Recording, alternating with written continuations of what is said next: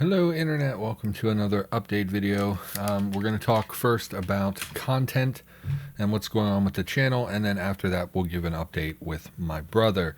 So, probably noticed, not a lot of stuff going up on the channel. I was recording Left 4 Dead, had a lot of issues with that, my recording setup, as you know, if you've watched any of the content, you know how many problems I have, and what it's coming down to, it seems like, is that I just can't record modern games. I have to really focus on things that just are not very, I can't think of a nice way to say it. It's kind of like, so roguelikes are easy because there's essentially no animation. If I play something like Cataclysm, there's no animation really in Cataclysm, and if it is, it's very framey, so it doesn't matter if the recordings are not good. And then most indie games are, low tier enough, many of them, that I can still run them and record them at the same time on my single kind of crappy PC. However, I had been planning a Doom 3 series, which looks like it might be going under, and then also I had been recording a little bit of Alan Wake, which was supposed to be my next project. Really liked that game when it came out, but anyway.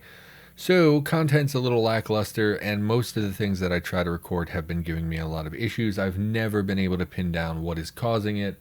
People have made suggestions. I appreciate those of you who comment, leave me suggestions and stuff, but probably just about everything any of you can recommend I've already tried or is on my to-do list. Like, I still have not, I'm going to open the computer and make sure the graphics card is seated and everything is lined up good, and I want to make sure that it's not like losing power or anything like that. So there is some stuff left that I can do, but anything you suggest I probably have already tried, and I would run through a list and give you a list, but I don't think people want to hear that. So content's a little lackluster, probably will continue to be for another week or so. This week is a very hectic work week for me. Starting tonight, in fact, is going to be, tomorrow's going to be real bad, but today should be okay. I just don't have time, frankly, is what it comes down to. I'm going to be doing a lot of work this week, many extra hours on my job this week, all the way through to the weekend. So, and plus then you add in Thanksgiving, and you add in, we're kind of up in the air on whether we're getting my niece for Thanksgiving. It's a whole thing at the house. So that is very hectic. Additionally, my brother has come home, and that is also something that's going to take a lot of my attention. So content's a little lackluster, probably will continue being lackluster for another week or so. I am hoping to get back to regular Let's Play content in the near future, so stay tuned for that. And then additionally, I had been working on some highly edited stuff. I think I may release a video where I show some clips of the highly edited content that I was working on, just to give people an idea, because I've talked about it and no one has seen it. And at this point, I'm still on the fence as to whether I can piece that together into a proper video or not. So I don't really see any harm in releasing some of the clips just to show you kind of what I had been wanting to do with my channel. So look forward to that, assuming I work up the confidence to do it, because it is kind of a self-esteem thing. This is the first time I've ever done really edited content, and it's a ton of work, and then I don't even know if I'm being funny or if people are going to get me, because I'm very dry sometimes, and sometimes jokes are subtle. Maybe I'll just cut out all that, but it doesn't matter anyway. So content's going to be a little lackluster. I apologize. Normally around a holiday, I try really hard to have content. I don't think I've ever missed a holiday with content, because I know there are people like me who are going to be lonely around that time of year, or I mean, geez, even if you have a good family, sometimes you just need to walk away from your family for 10 minutes and watch a YouTube video. So I totally get that, and normally I like to make sure there's content, but Thanksgiving there might not be something on that day. So I do apologize for that. I feel pretty guilty that I don't even think I have time. I'm going to try to squeeze in my experimental Cataclysm video, but even that, with the time constraints and stuff, might be a little bit late. Even just recording this, I need to keep this video short because I just don't have time today. There's stuff I need to do, especially with my brother being home. So, all right, so let's talk about my brother. Last I left you, we talked about the death threats. We talked about him getting in my face, being very aggressive. He was transported to a mental health facility. Well, he was taken to the hospital, then transported to a separate mental health facility where he was there for about 8 days total. He was gone from the house, so he was probably there like 6 days. So last we talked, I was trying to convince my family that he should not be permitted home. that fell on deaf ears. My family was completely unwilling to discuss it. It has been extremely frustrating because it reminds me a lot of when I was a kid. So when I was a kid, you may not know, I was pretty savagely abused by my stepfather. Both me and my brother got the brunt of that physical abuse, emotional abuse. And just as an idea, because sometimes people hear that and they don't understand how serious it was.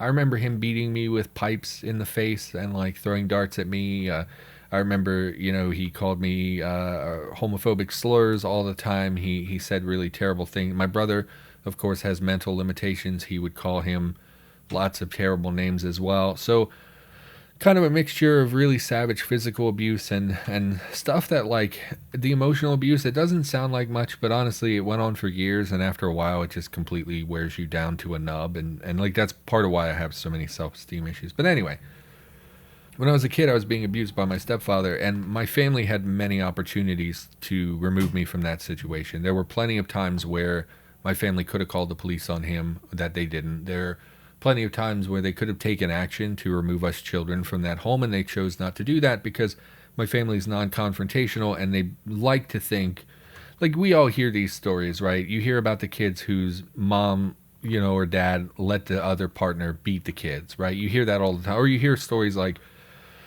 the mom finds out that the dad is molesting the daughter, and they just close their eyes to it, and they just go, oh, it'll work itself out, this will resolve itself, it'll go away, let's just pretend we don't know anything about it and hope for the best. And that is one, I think that that's a terrible, horrible thing that you're doing to that person, but also I think that that is weak. I think that that makes you a weak person, and with my family that's what I see. They are unwilling to take action against my brother. They were unwilling to take action against my stepfather.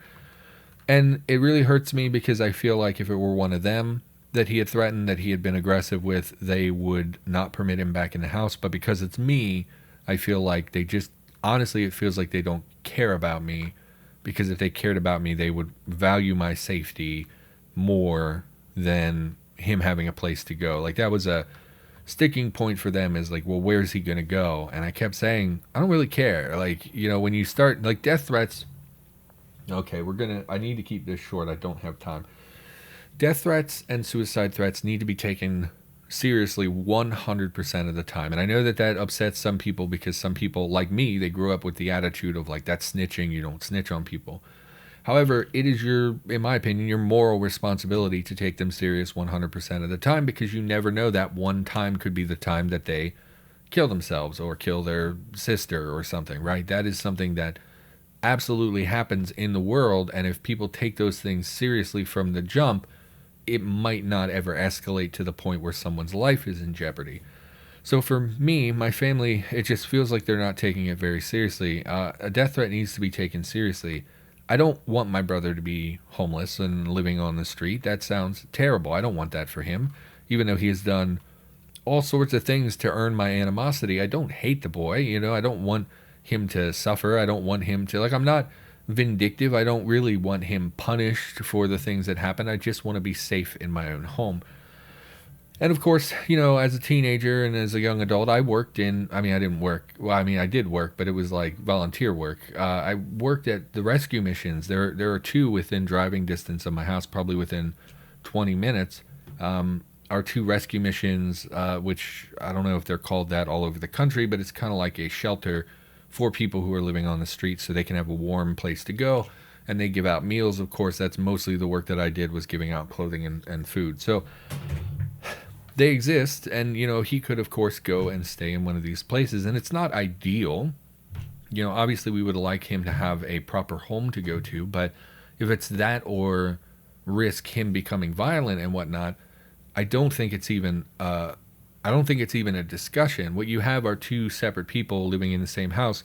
Like me, I'm just trying to cobble my life together. Can't afford to live on my own. Can't really have a lot of mental issues that prevent me from really functioning as an adult. I'm just trying to piece together a life for myself. And then we have the other one who is constantly derailing his own life. He's constantly doing drugs. He's constantly being aggressive with people. At this point, he has multiple criminal charges being brought against him. He's making death threats against the family. Like, this is a no-brainer. like, I am not at fault here. My family seems to think that this is a spat between two brothers, and it's really not. This is a person who is actually, in my opinion, pretty dangerous. In fact, is being waiting to go to court for violent crime.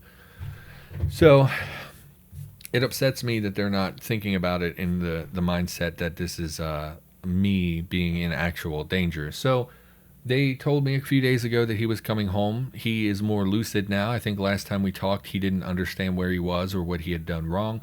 My family has said that he is much more coherent now. He recognized why it was problematic that he was saying and doing the things that he was doing, and he wants to be better, is their interpretation. So that, of course, is exactly the right thing for him to say. He's either sincere, which would be good. I would like him to recover and start functioning better. But in my mind, at this point, I view him more as an abuser than anything else. And abusers use that exact kind of language to manipulate their partners and their families into keeping them around even after they continue doing pretty heinous things. So I feel like it's a manipulation, but my family won't have it. They're bringing him home. So I took a few steps. There's not much I can do. I documented everything that had happened and wrote everything down. And if it comes to it, I'm going to contact my mother for a written statement about what happened that night. So I'm going to document everything. If he's aggressive with me in the future, I'm going to document it. If he threatens me again, I'm just going to call the police. I'm not dealing with this. I'm not working it out inside the family. We're going to pull the police in on it, which I feel weird about because, again, I was raised kind of like you don't call the cops ever, which I know is irrational, but that's how I was raised. So, and I'm going to document everything. Worst case scenario, I go to court to try and have him removed from the home and get a restraining order against him if it continues to escalate. I don't really want to do that.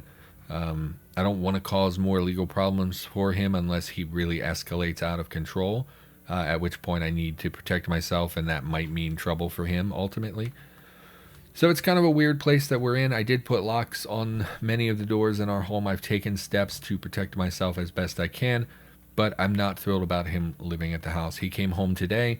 He seems much more rational, coherent. He last time I spoke to him, he was clearly drunk and probably high, and was again very aggressive with me. So he seems calmer. I do think he's sobered up. At first they thought he might have permanent damage from taking something that was laced with other drugs. Because he wasn't recovering for several days, he still did not understand where he was or what was going on.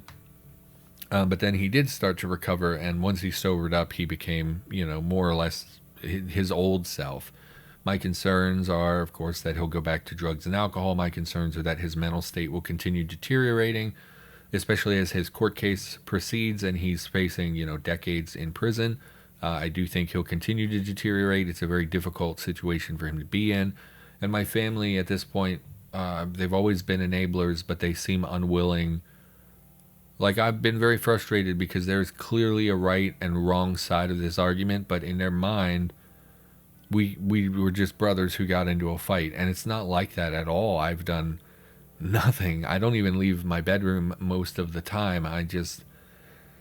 Frankly, Internet, if I shared with you what my life was like, you would think that I was a pathetic, sad person, which I guess I kind of am. But, I don't do anything. I don't interact with him. I don't really go out of my room. I sit in my room. I do a lot of YouTube stuff, listen to podcasts. I write. I do things that I think ultimately could make me money down the road because that's, the only thing I can think to do to try and progress my life, if that makes any sense, because I don't function very well in society as an adult.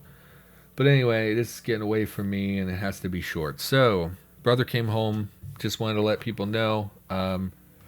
Friendly reminder, if I ever disappear for a little while, I keep coming back to, I think this escalates and he ends up stabbing me or something. So if I ever, disappear for a week with no update or anything, it's probably because I'm in the hospital. And if I ever disappear for, 6 months, you can probably assume I'm dead, because I would find a way to post something if I was going to leave YouTube or whatever. Which is a pretty grim thing to say out loud, so I'm sorry if you weren't expecting that. But yeah, that's what's going on with me. I still have some locks to install, so I actually have to get on that. I would prefer to do that. They went out of to the nearby town, so I have some time at the house. I didn't want him to see me installing more locks. I thought that might trigger him and make him aggressive, so I do need to take care of that before they come home. And yeah, I just don't have time right now for YouTube, and I'm super sorry about that because I really do enjoy making content and I enjoy interacting with the community and things. But yeah, just bear with me. I know you've been bearing with me for the last like 2 months. Things have been pretty dry, but I'm really hoping we can recorrect and get back on track. So everybody, thanks so much for watching. Thanks so much for the support. People have been very kind with their words, both here and on Discord. People have been very, very kind, and it's kind of moving because I don't get a lot of people in my life who are positive and kind. So thank you very much for that. And I, of course, will be back with something in the near future. I just don't know when or what it will be. So thanks, Internet. Hope everyone else is having a better holiday than I am. And yeah, stay safe as you head into Thanksgiving. And yeah, see you next time.